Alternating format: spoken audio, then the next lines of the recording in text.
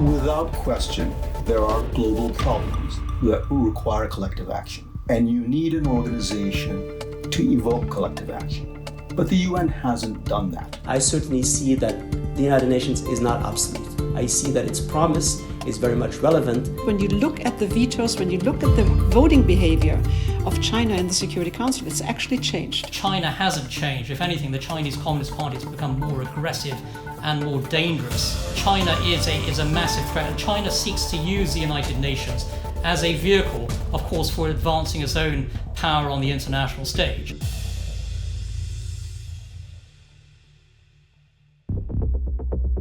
The year was 1945. The deadliest war in human history was coming to an end. The world wanted peace. Out of that, the United Nations was born, a global organization devoted to peace, security, and human rights. Yet 3/4 of a century later, questions are emerging about whether the UN still matters. Critics say the organization is bloated, outdated, and a growing source of controversy.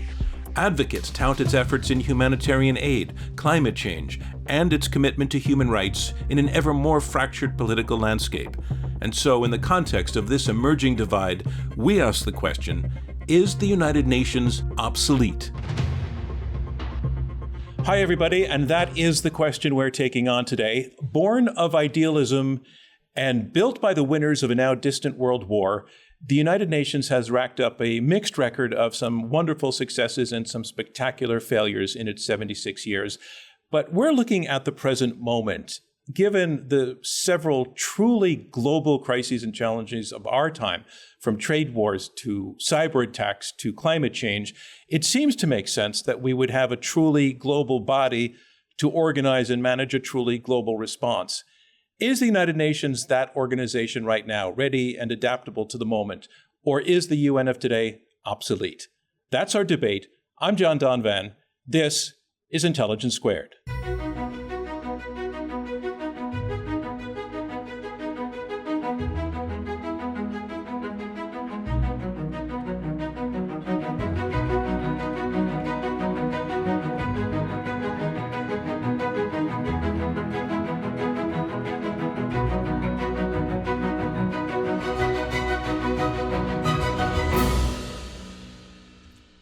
You are going to decide who wins this debate, and we're going to have you do that by voting 2 times, once before you've heard the arguments and once again after you've heard the arguments. And the team whose numbers go up the most between the first and the second vote will be declared our winner.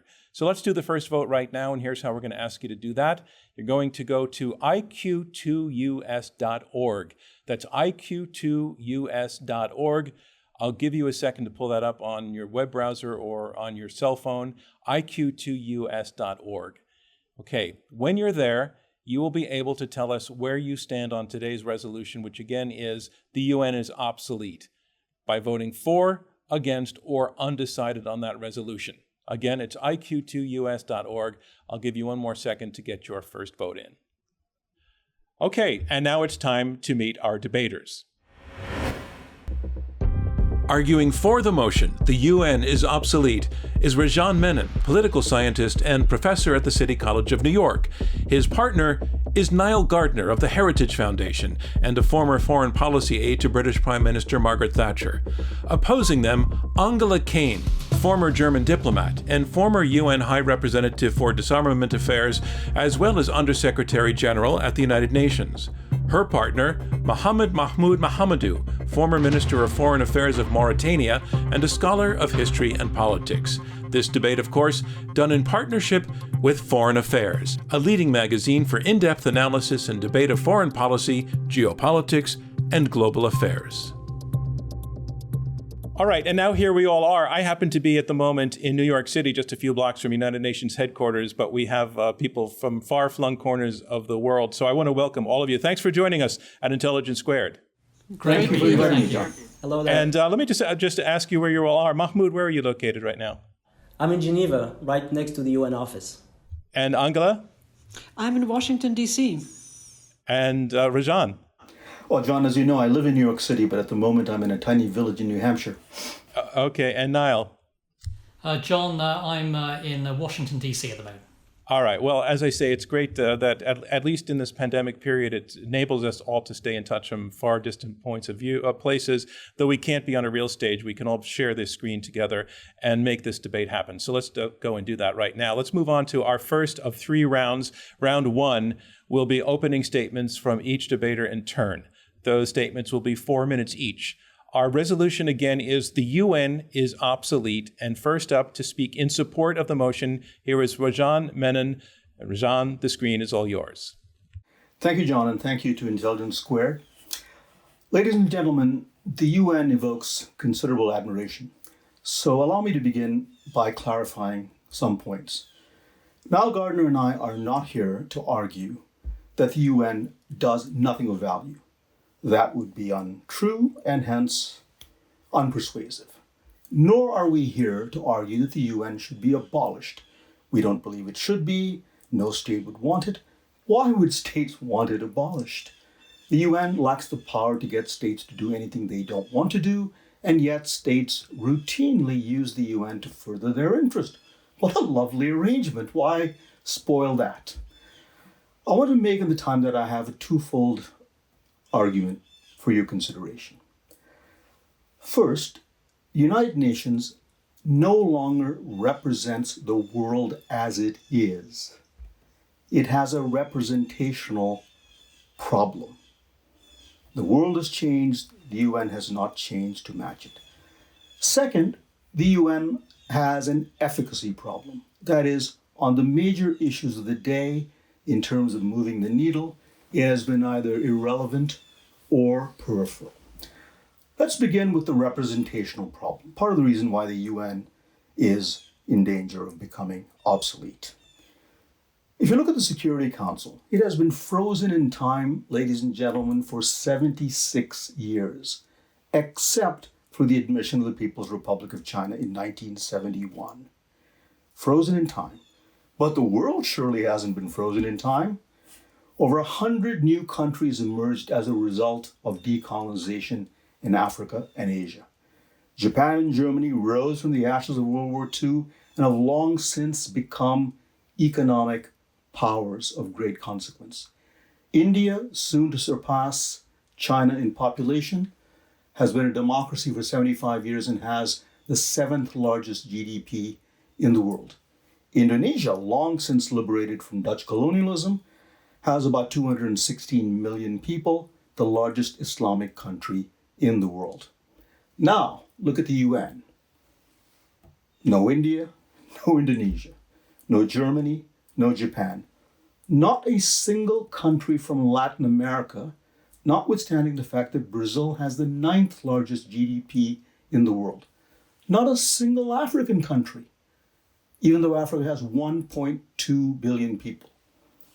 ASEAN, the great economic powerhouse of Southeast Asia, absent. So in this sense, the UN has a representational problem. It is called the Parliament of Humankind, but it no longer represents the world that we see before us. Now let me move to the efficacy problem, and I'll be brief because Niall will pick up on this and he'll have much more to say. If you made a short list of the world's critical problems, they would probably include mass atrocities, arms control, pandemics, and climate change. On these issues, our point is not that the UN has done nothing of value. That would not be true.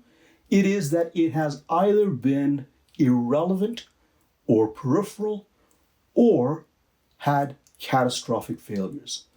Catastrophic failures such as peacekeeping, for example, where mass atrocities were allowed to occur in places like Rwanda, Bosnia, and elsewhere, most recently in the South Sudan. As for being irrelevant, if you look at pandemics and climate change, I would submit to you that the prime movers have been states. When there are global problems such as these, and states are required to act in the collective interest and set their short-term interests aside, the UN has not been able to orchestrate collective action. Rajan, I'm sorry, that is time. Thank you very much. And thank you for your opening statement. Our next statement will be against the resolution. It comes from Angela Kane. And Angela, the screen is yours. Thank you very much, John. And you've already mentioned that the world has changed a lot in the 76 years since the UN was founded by just about a quarter of the member states that it has today.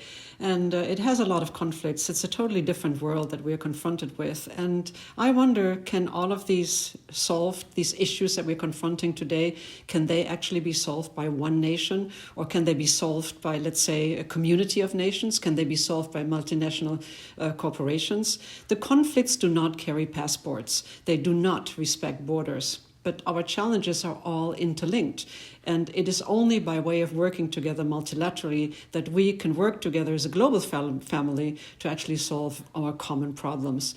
And the only platform that can solve this is actually the UN, because they can support the search for global solutions, they can monitor the implementation, because it is one institution, but it has a lot of funds and programs and agencies, and they can really be put all at the service of the peoples of this world. Politicians very often think short term.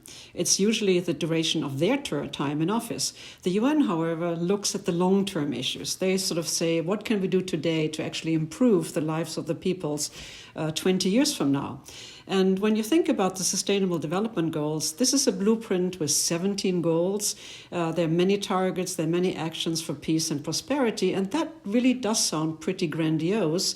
But the goals are very simple. What is it? Good health, education, gender equality, climate change, justice and strong institutions. Those are just a couple of the very all-encompassing goals that the UN and the member states, not the UN, but the member states have set for themselves. And what is important is that these goals are not only outlined, but they are also measured and they're also monitored in their implementation. And even if the pandemic has set us back a bit, I think that the global goal of reaching these goals is still there. And then another issue is, think of Afghanistan. Who else but the United Nations will stay to feed the population, to monitor human rights, to monitor women's rights, and also to report on the situation in a factual and impartial manner to the member states and to the world? Today, there are 235 million people in the world who need humanitarian assistance and protection. And that's, when you think about it, it's 1 in 33. And last year, the UN raised over $19 billion in voluntary funds to basically feed the population, to help them and to assist them. And again, how is that going to be possible if by one member state or by a number of member states? So who could orchestrate even appeals for voluntary contributions? But I also want to think about peace negotiations. When you think about the investigation in Syria, for example, you found that as a result of that investigation and the proofs it came up with, Syria joined the Chemical Weapons Convention and destroyed their chemical materials. And yes, questions still remain 8 years later, but every month progress is scrutinized in the Security Council, every month. And that will continue until everything is cleared up.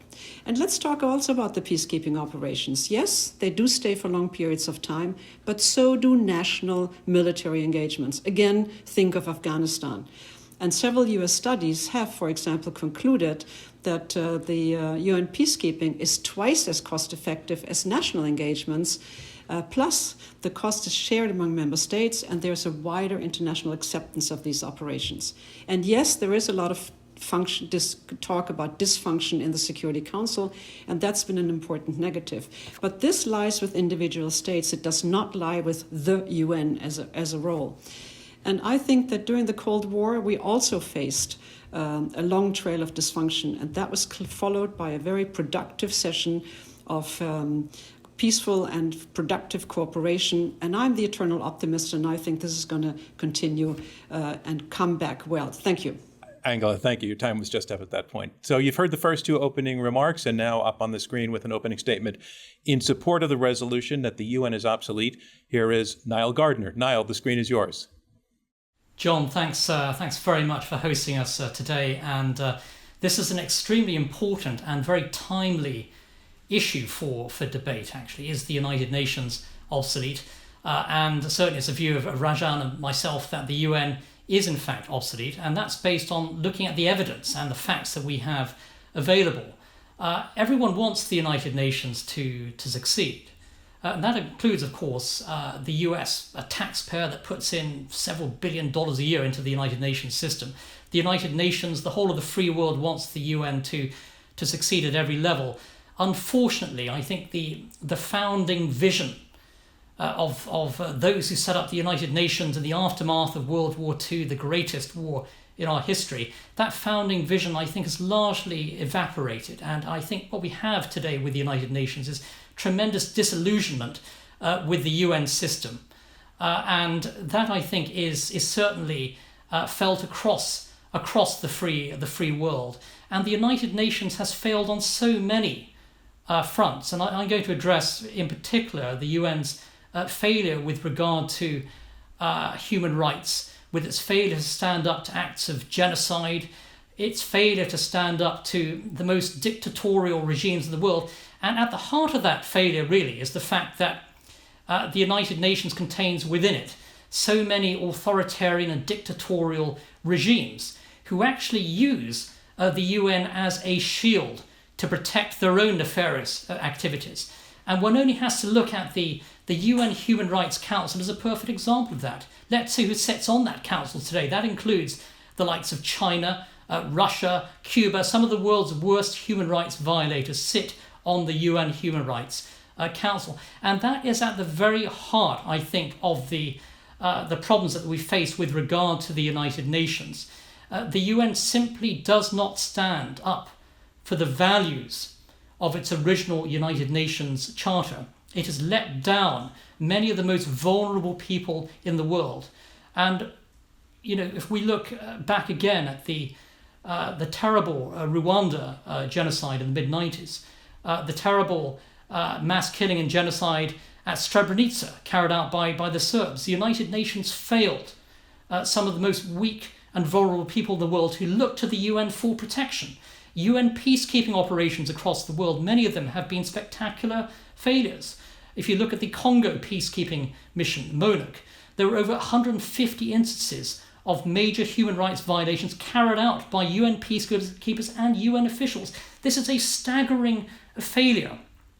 Where is the United Nations today? Standing up to China with its genocide against the Uyghurs. Where is the United Nations in terms of standing up to the likes of the Assad regime in Syria, which has used chemical weapons time and time again? The United Nations has failed on so many fronts. It has been a massive disappointment. And the reality is, at this time, the United Nations certainly is a broken institution. It has lost the faith of so many across the free world. It has become the plaything of some of the most brutal dictatorships on earth. This has to change. And it's certainly our view that the United Nations in its present form is obsolete. This is an institution that we want to succeed, but as it stands at the moment, it just has been a massive failure on so many fronts. Thank you very much. Thank you, Niall. And our final opening statement will be against the resolution that the UN is obsolete. In other words, it's an endorsement of the UN. It comes from Mohammed Mahmoud Mahamadou. And Mohammed Mahmoud, the floor and the screen is yours. Thank you very much, John. Hello, ladies and gentlemen.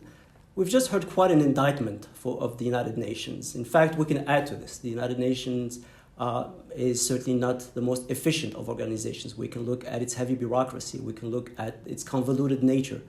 But that is not the issue. And I'm not here to wave the flag of an institution that needs a lot of fixing and is in need of soul searching. The issue is whether an organization that was set up less than 100 years ago, 76 years ago, which is not a lot of time in matters of history and governance and international organizations in the current era, whether such an organization is obsolete. Now, the definition of obsolescence is that something is no longer needed because something better has been invented instead of it. Well, that is not the case. There is no other organization in sight that could do the kind of issues that you just heard my colleague mentioning, that has a comprehensive mission. And let us for a moment set aside the cynicism that is so prevalent these days and look at the mission and the mandate, the very letter of bringing peace and prosperity to all around the world.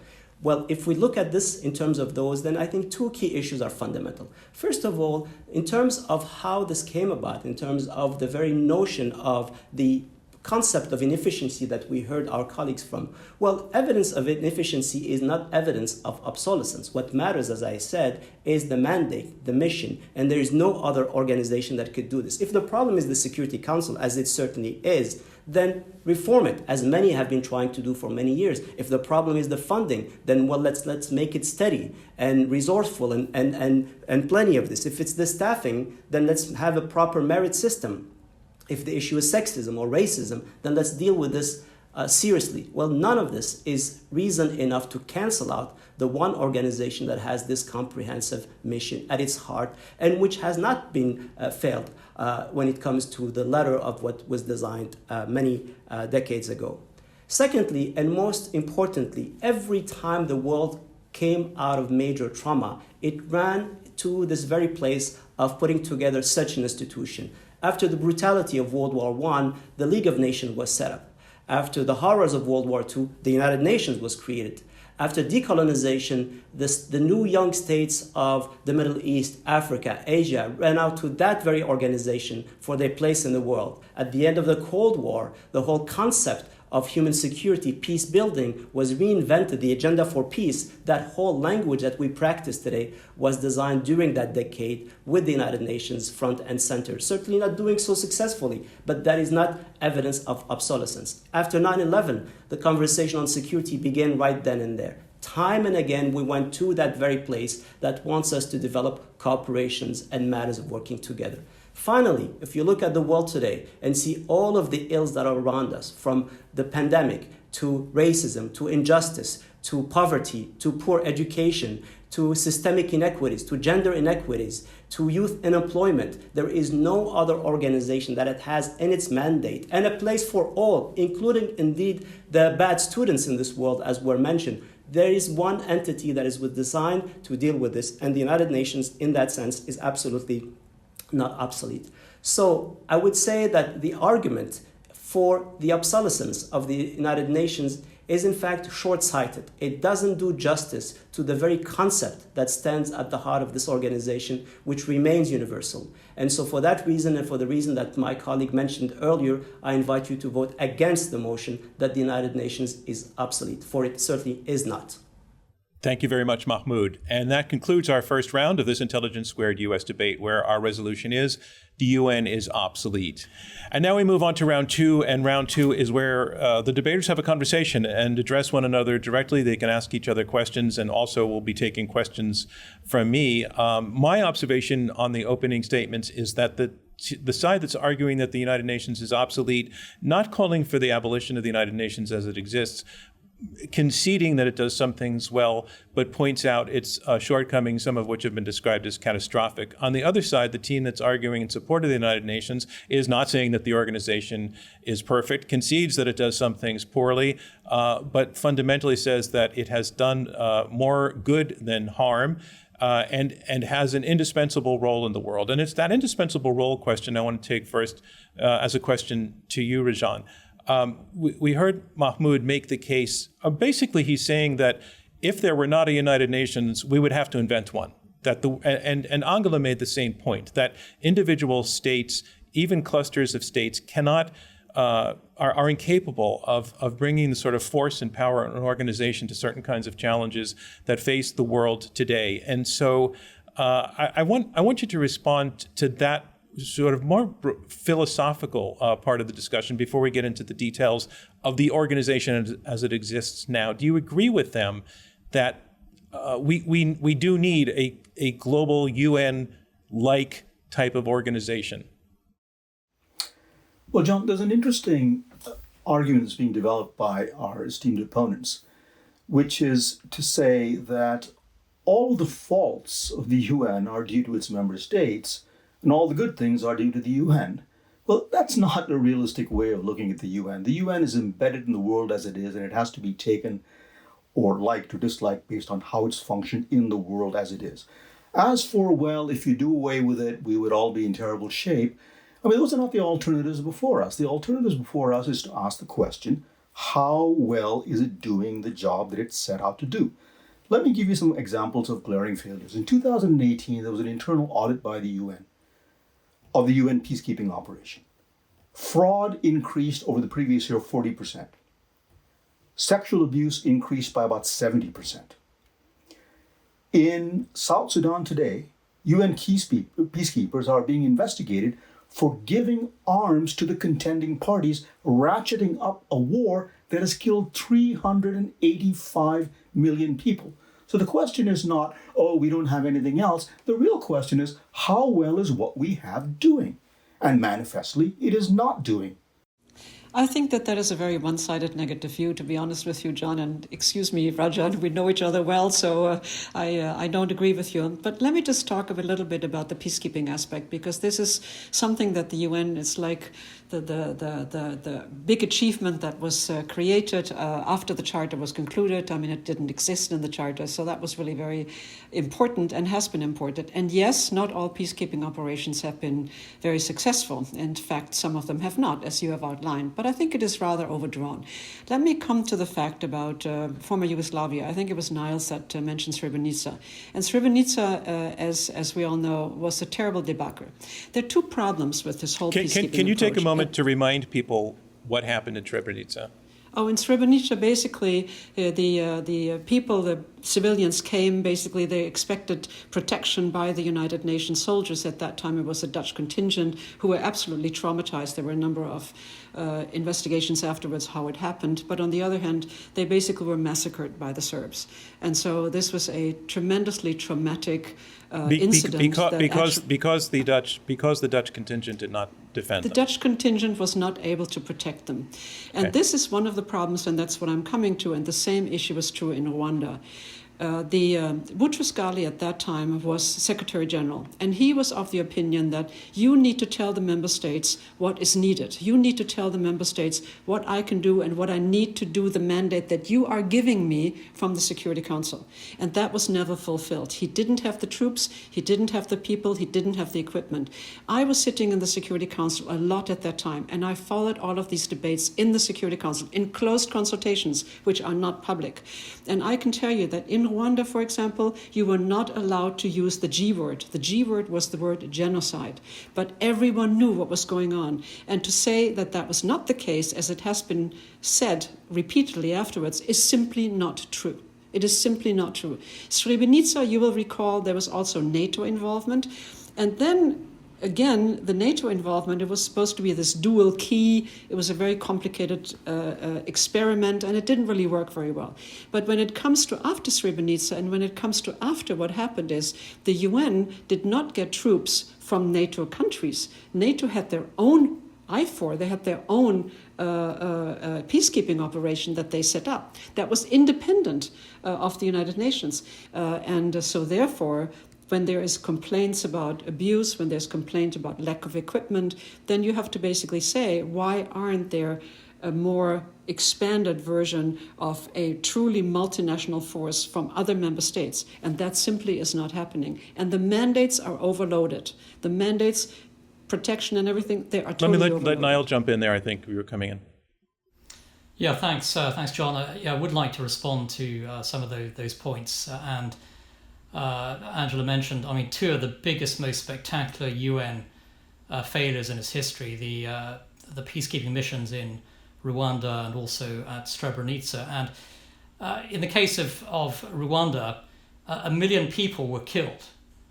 This was an act of genocide, of course, by the Hutus against the Tutsis under the very noses of the United Nations. This was a spectacular failure on the part of the UN. At Srebrenica, 8,000 Bosnian Muslims were killed by the Serbs under the very noses of Dutch UN peacekeepers. This was a great UN failure, but also a failure on the part of the Dutch peacekeepers as well. And these are examples of a staggering mismanagement at the heart of the United Nations, an unwillingness actually to step in and prevent acts of genocide and mass killing. Absolutely shameful, really. These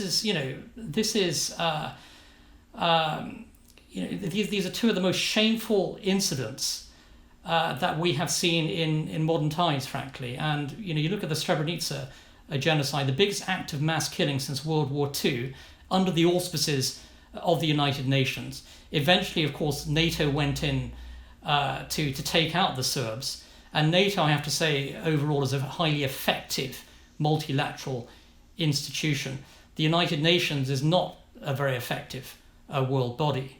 And you have, on so many levels, I mean, deep-seated problems with the UN. And I referenced the Congo peacekeeping mission in the the first decade of the 2000s. And in fact, I testified for Congress on this particular mission.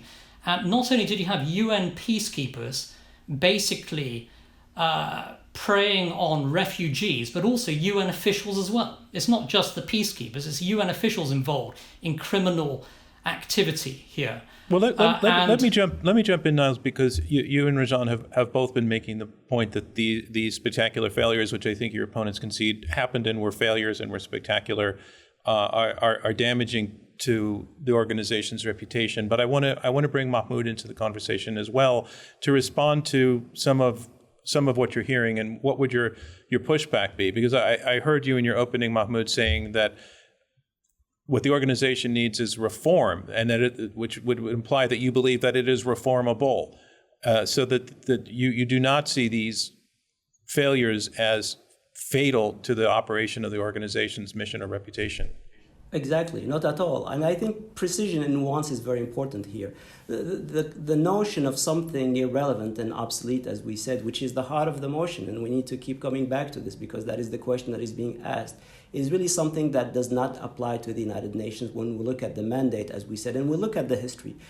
If we go with this notion that something is not working because someone is getting in the way, again, the Security Council, yeah, it's been going on for even more than 20, 25 years, but so what? It's because there is political pressure on this. And the elephant in the room at the United Nations, which everyone knows about, is that great power politics, which, by the way, would be coming back even more sort of strongly if we remove the United Nations, as we've seen already the trend taking place since the mid-2010s with the Trump administration, the Putin administration. We've seen this around the world as well. Now, in any one of these cases, it's because some of these missions were prevented from working in that way. And in fact, interestingly, Rwanda is not so obviously a failure of the UN as it is. The evidence is there that it was the Clinton administration and then some of the European powers and some of the African nations that were not interested in going there at the time.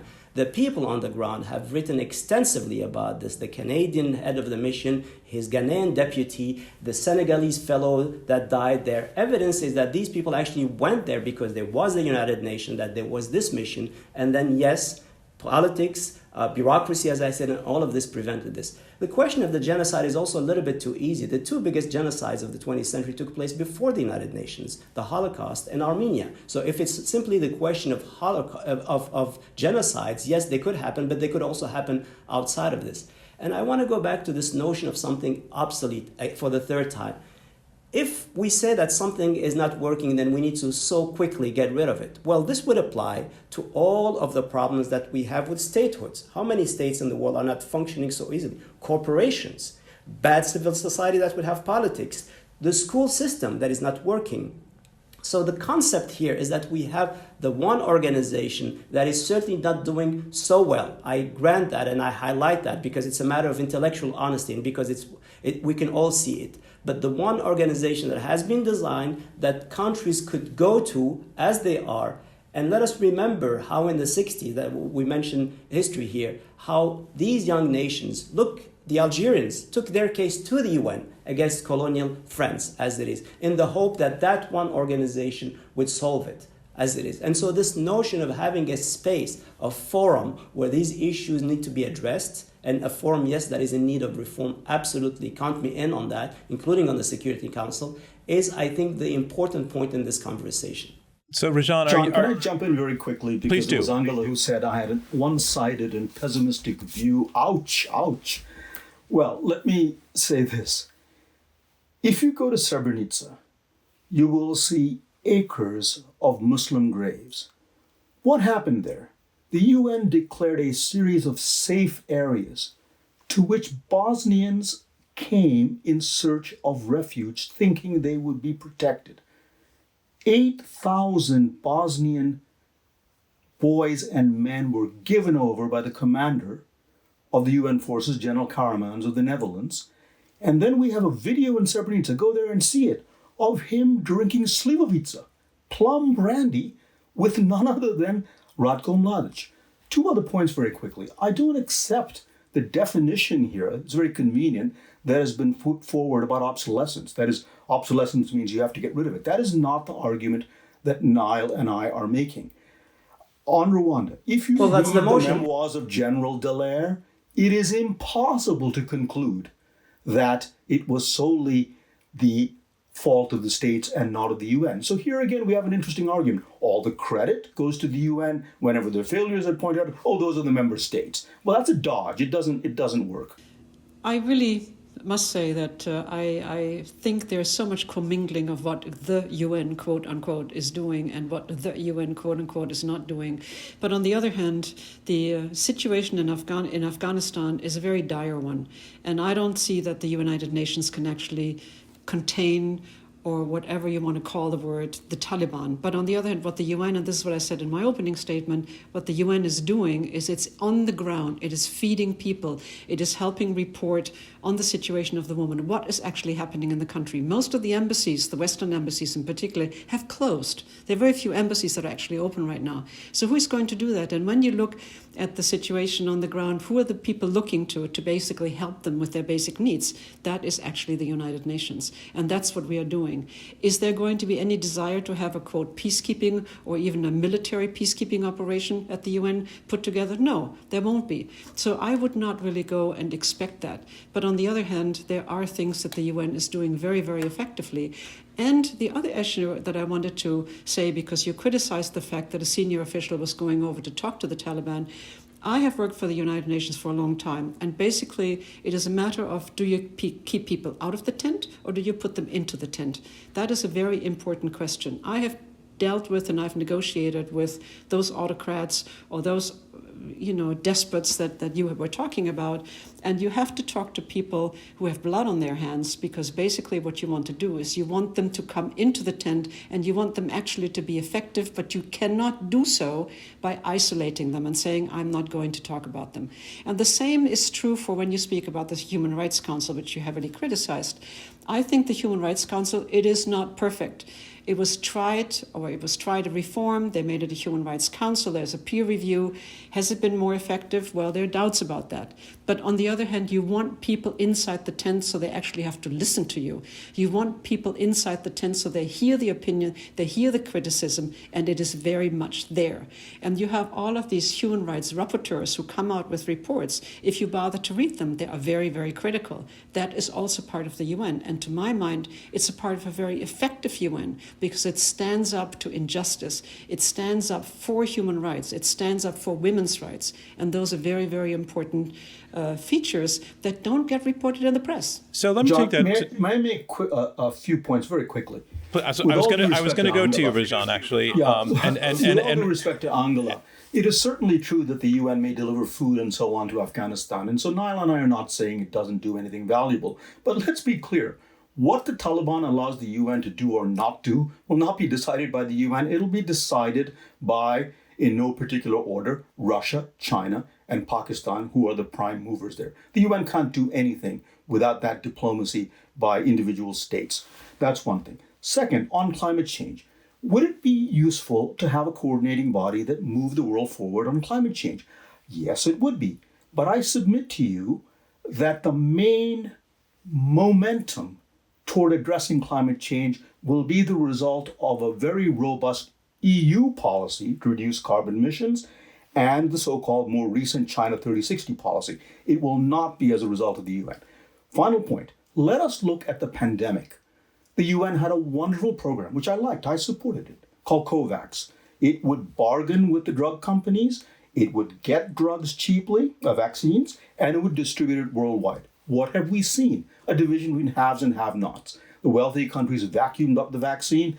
Look around the world and look at the global south and look at the vaccination rates. They're abysmally small. Now you can say, well, that's not the UN's fault, it's the member states. But we come back to this familiar dodge. Everything that is good is done by the UN. Everything that's been is bad is by the big bad wolf, the member countries. The UN has got to be judged on how well it works in a world of sovereign, willful states. And that is its biggest problem. It is hamstrung time and time again.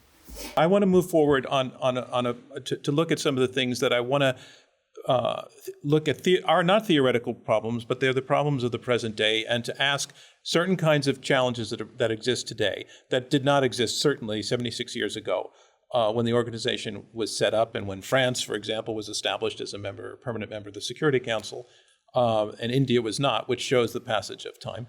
But cyber war was not even on the radar at the time. And I'll throw this question out generally, whoever wants to take it first, but is the United Nations an organization that is well suited to helping the world deal with and control the dangers of cyber warfare? So who are the two of the key players actually in terms of carrying out nefarious acts of cyber warfare? Russia and China. They're both on the UN Security Council. They're both at the heart of the UN Human Rights Council. So if we expect the United Nations to play any serious role in terms of dealing with cyber warfare, we have to hold two of the UN's key National Security Council members to account. Namely Beijing and Moscow. The reality is the United Nations is not going to lift a finger. The United Nations is not going to condemn anything that Russia does or China does, and we're seeing that in a huge way with the Uyghur genocide at the moment. There's no condemnation within the United Nations of what China is doing, because of course China sits on the committees of most of the powerful committees within the United Nations. So there we have it. You're not going to see the United Nations realistically taking any kind of active role in terms of combating cyber warfare, because a lot of its chief players are the key conductors of cyber warfare. So in a way, you're saying the well is poisoned completely on that one. I want to let Angela take on that question. I think it's a very interesting question, particularly the way you're phrasing it in terms of cyber warfare. This is an issue that goes back many, many years, and actually it was the Russian Federation at the time who put the issue of cyber onto the agenda of the United Nations, and it did so in the Office for Disarmament Affairs, which is very interesting because it was also talking about actually military implications of that. Now, how does the UN, quote unquote, the UN, deal with this? And this is very interesting because there are two ways of handling this. Normally what happens is you have sort of open-ended working groups, and that means it's like any member state who is interested in the topic can join this. And this is usually the first step. But with regard to the cyber issue, there have been a number of what they call group of governmental experts. And that means that member states can volunteer or they can be invited to be part of this group of governmental experts. And yes, the P5 are usually members of them. And in the case of the cyber issue, there was recently the last group of governmental experts. There have been about 4 of them, I believe. The last one was 2014, and then this was one. And this group came up with something that maybe does not sound very revolutionary, but to my mind is a consensus forming and is a first step to make further progress. And that is that whatever is dealt with on land or on the world also applies to cyberspace. And that means that there is a certain accountability for actions. That doesn't mean that they say, or that the group says, or that the UN later on says, is that you cannot commit, we have to make cybercrime accountable. Yes, there is accountability, but on the other hand, the recognition and the acceptance of the fact that there are laws that exist that also apply to cyberspace is really, really important. And maybe it doesn't sound like much, but have you read anything about this in the papers? No, but it is something that will be worked on again. It will come forward in October during the committee, during the General Assembly First Committee when it meets, and it is supported by member states. And yes, the P5, Russia, China, were in that working group, in that group of governmental experts. Finally, there was one more point I wanted to bring up that actually, Niall, you brought up. It's the fact that China sits on the Security Council as a permanent member with a veto. And, we're in a period of time when China is, so to speak, getting kind of hegemonic these days. Its ambitions are growing and it's acting on those ambitions. It's causing concern among some of its neighbors. It certainly is causing concern in Washington. If China became a threat of any kind, And one might also argue that it's already a threat to certain members of its own population.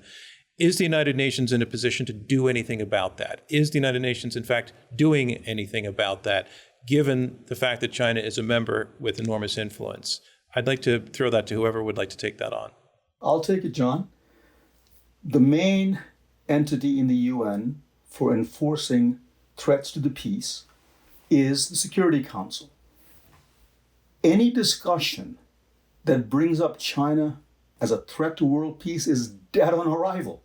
The Security Council does not discuss anything that any member of the P5 does not want discussed, and if there's a resolution that somehow manages to be framed, it'll be vetoed. So if you postulate, and we can have a debate on how big a threat China is, that it's a threat, it's going to be taken care of by old-fashioned balance of our politics. The UN will at best be a peripheral player. We're not saying irrelevant. We're not saying abolish. We're saying peripheral. That is not where the main action is going. Can you see a resolution condemning China as a threat to peace? But John, would you have said in the 1950s that the UN was obsolete in the 1950s because the Soviet Union had a seat on the Security Council? No, but your question to me was, the Chinese may become a threat. Let's stipulate that that's true for a moment. It's a more complicated issue.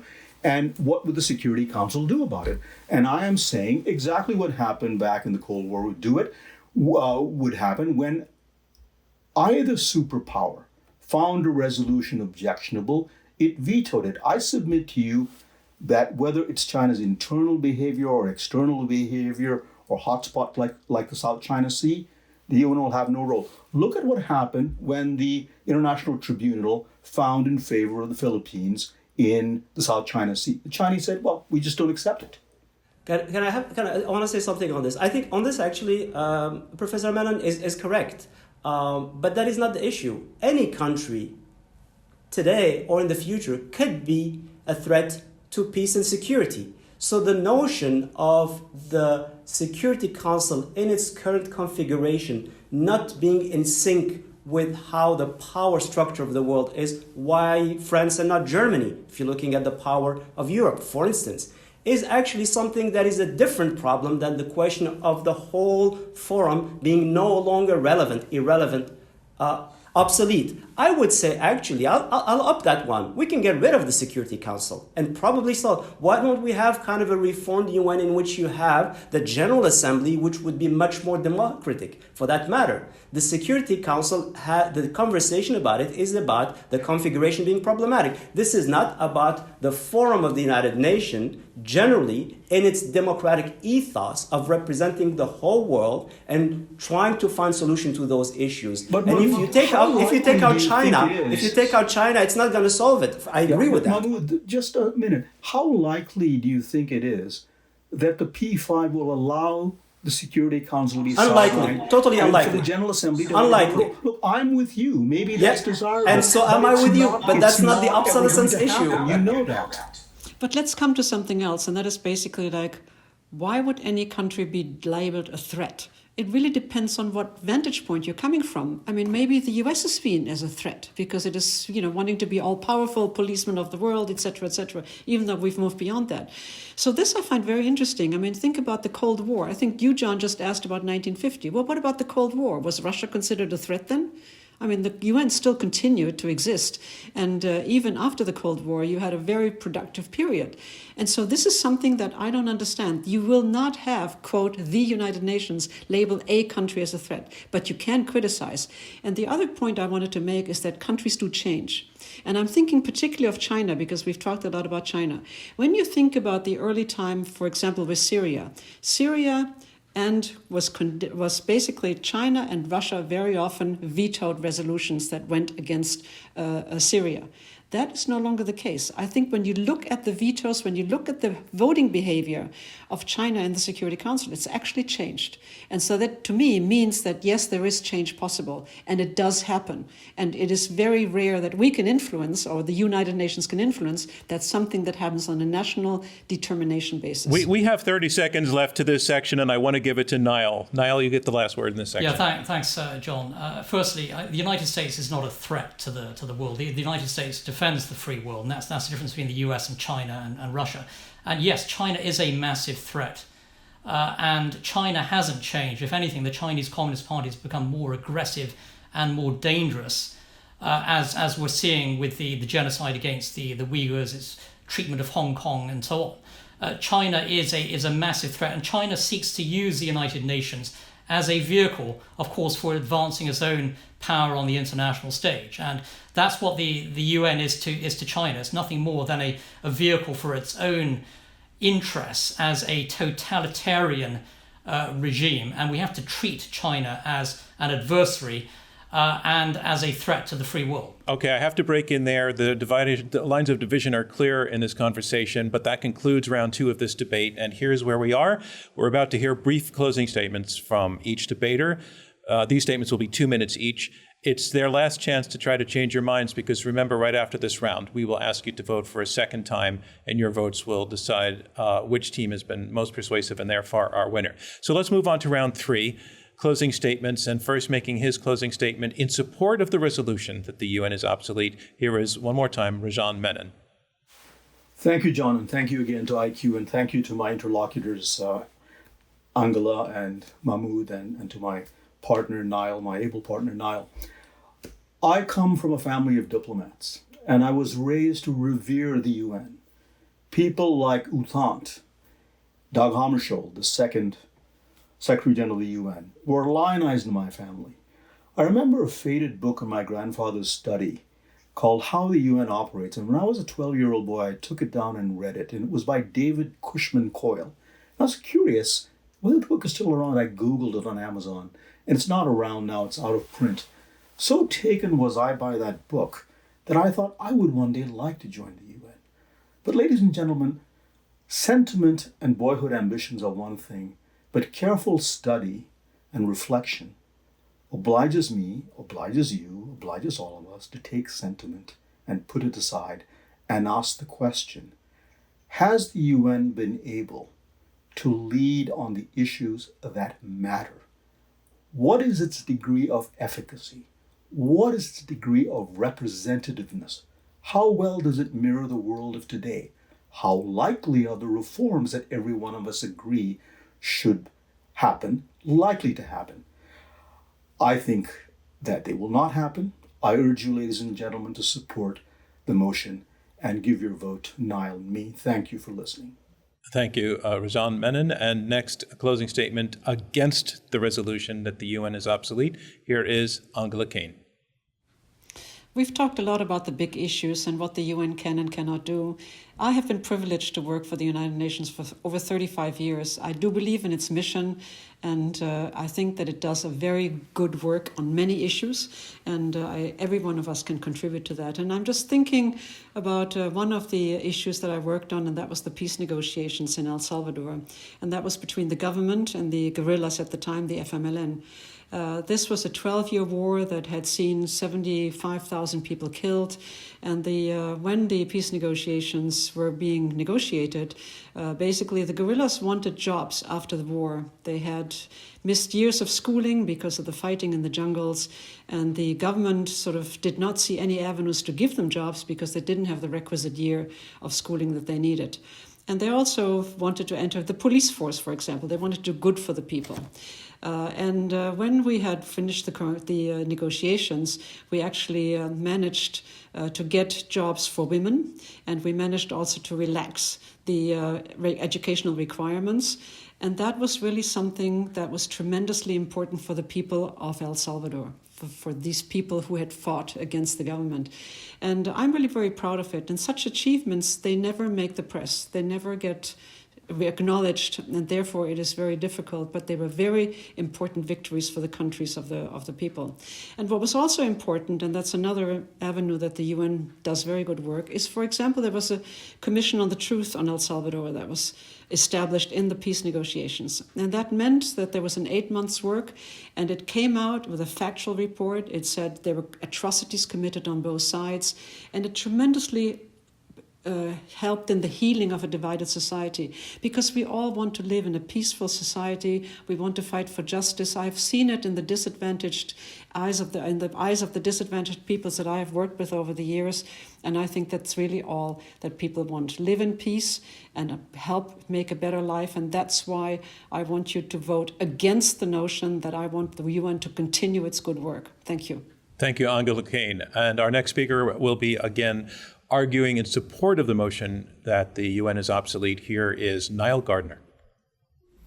Thanks very much, John, and thank you to our debating colleagues and to my debate partner, Rajan. It's been a tremendous debate on an extremely important issue. And I had the honour of serving as an expert actually on the congressionally mandated task force on reform of the United Nations back in 2005. I also testified before Congress several times on UN-related issues, including the UN oil for food scandal and the UN peacekeeping scandal in the Congo. And I had the opportunity as well to travel to the United Nations and to meet with many UN officials.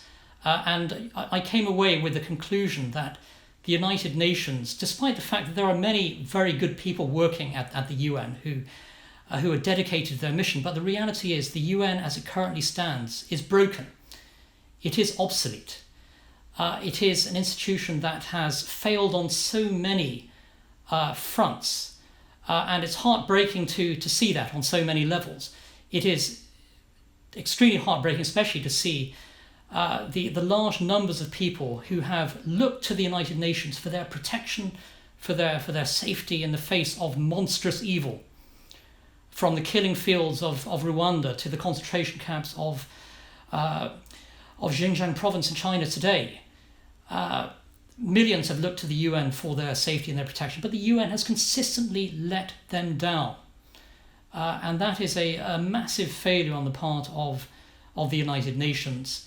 And I urge all of you listening today to put aside just sentimentality about the United Nations, but to really look at the evidence that is in place.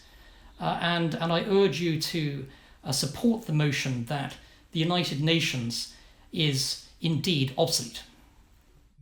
Thank you, Niall Gardner. And getting literally the last word in the debate itself, making his argument against the resolution that the UN is obsolete, here once again is Mahmoud Mohamedou. Thank you very much, John, and thank you to the colleagues. It's been a very spirited and very nuanced and intelligent conversation. I want to call you, ladies and gentlemen, to the importance of experience and self-reflection. A few years ago, you might have found me on the other side of this motion. At the age of 22, I had the privilege of sitting in the Security Council when it met in November 1990, ahead of the Gulf War, and followed these discussions and was struck by the level of realpolitik. I then went on in a postdoctoral degree and trying to look at the intricacies of these organizations and came to see their limitations. I then served as foreign minister and was able to put this theory in practice. And now in my critical scholarship, I teach these issues to my graduate students and we have conversations on them all the time. What I have learned from this is that it's too easy to criticize the United Nations in this fashion, in this radical fashion, that it is obsolete and needs to be get rid of in that sense. I see that this is an organization that has much to improve, that has many faults, but the United Nations, I could say so easily to you, is what we make of it. Not only the states, but all of us. It is the world we inhabit. It doesn't sit out there in outer space, removed from the ills of this world that were there before and will certainly be there after it's gone. What I've seen is the promise to the elderly in the global south of what the United Nations could give it. I could see with my graduate students here, privileged youth in the global north, sort of the inspiration that it gives them to conduct such work. And so with that, I certainly see that the United Nations is not obsolete. I see that its promise is very much relevant, and it's its mission that I think remains in its nobility and the way that historically it came to be. And for that reason, and for everything we have discussed, and evidence, certainly not sentimentality, I would like to invite you to vote against the motion that the United Nations is obsolete. And I thank you for your attention. Thank you, Mahmoud Mohammadou, and thank you to all of our debaters. As that concludes the final round of our Intelligence Squared debate, and it's time now for our second and final vote. Remember, it's the side that sways the most minds between the first and the second vote that will be declared our winner. It works the same way as before. Go back to iq2us.org. You'll have the same choices as before, for, against, or undecided. And as I mentioned earlier, we're going to be keeping this vote open for 7 days and inviting the general public to watch and vote also. And at the end of those 7 days, we will announce the winner on our website, iq2us.org.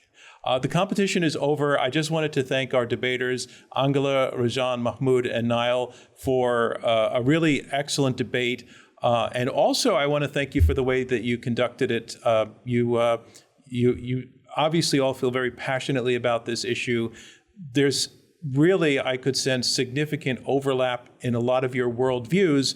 You just happen to disagree on this motion as we phrased it, but you argued it with respect for one another and with respect for the audience and with respect for this process of dialogue. So I want to thank you all for the way that you took part in this. Thanks to all of you for living up to the spirit of Intelligence Squared. Thank you for hosting this. Thank you very much. Thank you, John. And I also want to thank our audience for being an audience for something like this, for joining this, because this is what we do. We try to bring to you and to millions of listeners around the world real debate through our podcasts and our television and public radio, and we do it all for free.